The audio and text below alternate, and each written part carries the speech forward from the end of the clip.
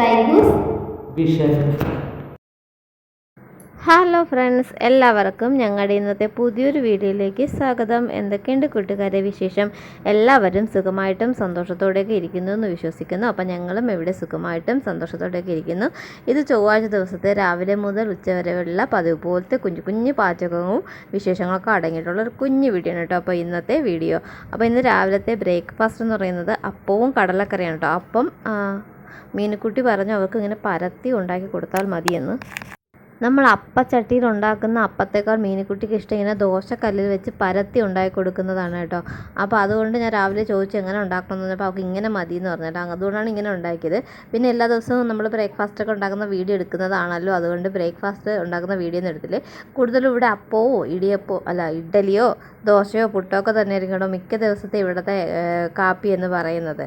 അപ്പോൾ ഇന്നും അതുപോലെ തന്നെ അപ്പവും കടലക്കറിയാണ്. അപ്പോൾ മീനുക്കുട്ടിക്ക് വേണ്ടി എരിയില്ലാതെ കടലക്കറിയൊക്കെ ഉണ്ടാക്കി കൊടുത്തു. അപ്പോൾ അവളും അങ്ങനെ കഴിക്കും കേട്ടോ ഇങ്ങനെ ഉണ്ടാക്കി കൊടുക്കുമ്പോൾ. പിന്നെ കട്ടൻ ചായയൊക്കെ ഇട്ടു ഞങ്ങൾ കാപ്പിയൊക്കെ കുടിച്ചതിന് ശേഷം പിന്നെ മീനുക്കുട്ടീനെ ഇന്ന് രാവിലെ കുളിപ്പിച്ചില്ല, മേലെ കഴിക്കതേ ഉള്ളൂ കേട്ടോ.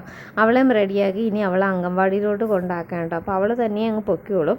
അപ്പോൾ കൂട്ടുകാരെ, ഇന്നലെ ഞങ്ങളുടെ ഇവിടെയൊക്കെ മഴ ഉണ്ടായിരുന്നത്, അതായത് തിങ്കളാഴ്ച വൈകുന്നേരം ഒരു 3 മണിയൊക്കെ ആയപ്പോൾ ഞാൻ മീനുക്കുട്ടീനെ അംഗൻവാടിയിൽ വിളിക്കാൻ പോകുന്ന സമയത്ത് മഴ ഉണ്ടായിരുന്നു കേട്ടോ. നല്ല ഇടിവെട്ടും നല്ല മഴ പെയ്തു കേട്ടോ. കുറേ ദിവസം ഇങ്ങനെ വെറുതെ ഇങ്ങനെ ചാറ് നിന്നെങ്കിൽ ഇന്നലെ നല്ല രീതിയിൽ മഴ പെയ്തു കേട്ടോ. അപ്പോൾ കുട്ടികളെ വിളിക്കാൻ വന്ന അമ്മമാർ ഇന്നലെ സത്യം പറഞ്ഞാൽ കുടയൊന്നും കൊണ്ട് വന്നില്ല കേട്ടോ. അങ്ങനെ കുറേ നേരം വരെ അംഗൻവാടിയിൽ എല്ലാവരും ഉണ്ടായിരുന്നു കേട്ടോ. കുടയൊന്നും എടുക്കാത്തത് കൊണ്ടേ നല്ല മഴ പെയ്തു. അപ്പോൾ ഞങ്ങളുടെ വീട്ടിൻ്റെ ആ ഭാഗത്തോട്ടൊക്കെ മഴ പെയ്തു എന്ന് അമ്മ വിളിച്ചപ്പോഴും പറഞ്ഞു കേട്ടോ. അപ്പോൾ എല്ലായിടത്തും മഴയൊക്കെ കിട്ടിയെന്ന് പ്രതീക്ഷിക്കുന്നു.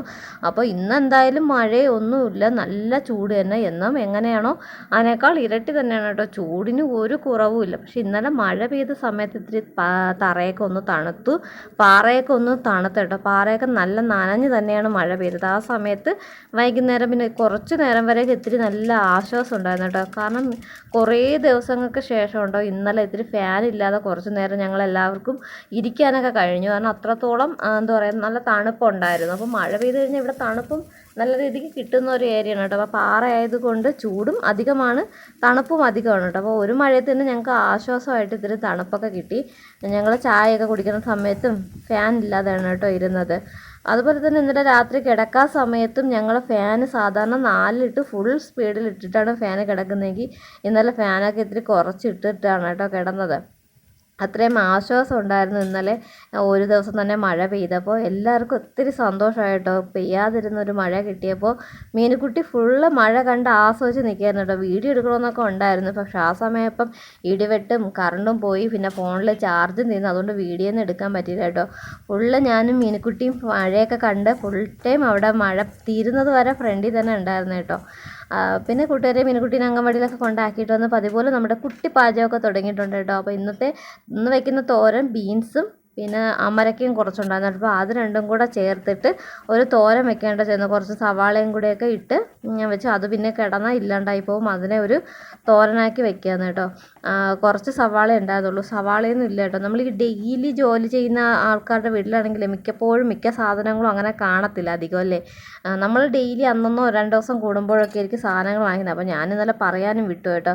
അപ്പോൾ എന്നും ജോലി കഴിഞ്ഞിട്ട് വൈകുന്നേരം ചേട്ടാ ശമ്പളമൊക്കെ കിട്ടി കഴിഞ്ഞിട്ടാണ് കേട്ടോ വിളിച്ച് ചോദിക്കുന്നത് എന്തൊക്കെ സാധനം വാങ്ങിക്കണമെന്ന്. അപ്പോൾ ഇന്നലെ ഫുള്ള് ശമ്പളമൊന്നും കിട്ടിയില്ല, അതുകൊണ്ട് കുറേ സാധനങ്ങൾ മിസ്സായി പോയിട്ടോ പറയാനായിട്ട്. അപ്പം സവാളയൊന്നും ഇല്ല കേട്ടോ. അപ്പോൾ ഇന്ന് മുട്ട പൊരിക്കണം, അപ്പോഴേ ഞാൻ ഒരു മുട്ട പൊരിക്കാൻ എടുക്കുന്നുണ്ട് കേട്ടോ.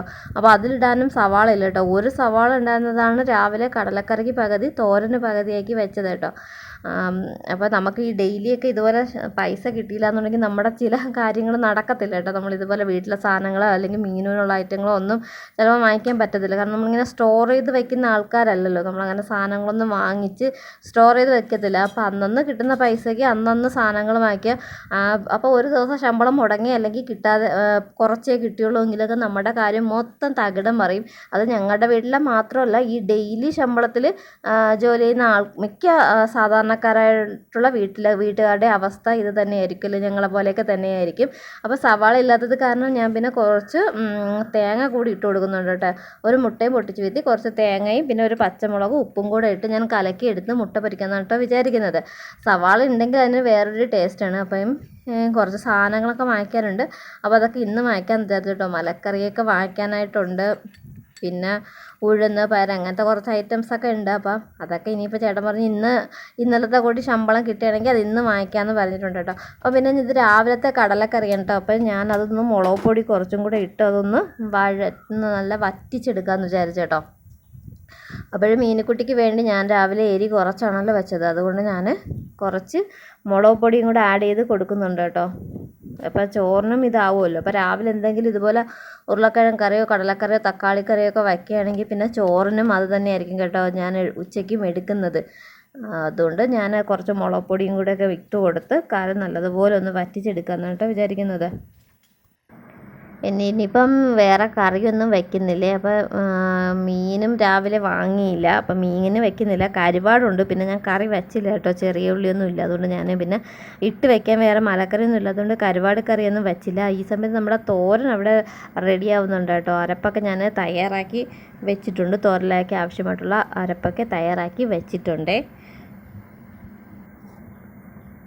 ഇനിതാ തോരനിലേക്ക് അരപ്പ് കൂടി ആഡ് ചെയ്ത് കൊടുക്കുന്നുണ്ട് കേട്ടോ.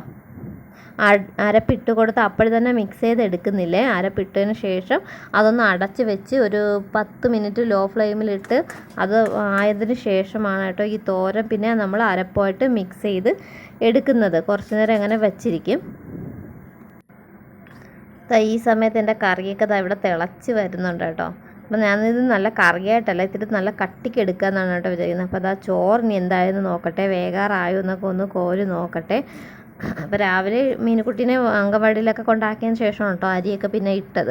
ഞാൻ എന്നും അങ്ങനെ തന്നെയാണ് വെക്കുന്നത് കേട്ടോ. അപ്പോൾ 12:30 അകത്ത് വെച്ചിട്ട് എനിക്ക് വെന്ത് കിട്ടും കേട്ടോ. പെട്ടെന്ന് തന്നെ വേവുള്ള അരിയാണ് കേട്ടോ, വെന്ത് കിട്ടുന്ന അരിയായിരിക്കും. അല്ലെങ്കിൽ റേഷരിയൊക്കെ ഇട്ടായിരിക്കും കേട്ടോ കഞ്ഞി വയ്ക്കുന്നത്. അപ്പോൾ ഇന്ന് റേഷരിയല്ല, ഇത് പെട്ടെന്ന് വെന്ത് കിട്ടുന്ന അരിയാണ് കേട്ടോ.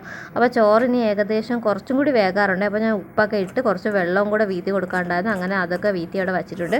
ഈ സമയത്ത് നമ്മുടെ തോരനൊക്കെ റെഡിയായി കിട്ടിയിട്ടുണ്ട് കേട്ടോ. തോരനും റെഡിയായി. പിന്നെ നമ്മുടെ ഇപ്പോഴത്തെ വെച്ചിരുന്ന കറി അതും നല്ല ഞാൻ എന്താ പറയുക വറ്റിച്ച് എടുത്തിട്ടുണ്ട് കേട്ടോ. ചോറൊക്കെ ദാ ഇവിടെ വടിച്ച് വെച്ചിരിക്കുകയാണ്.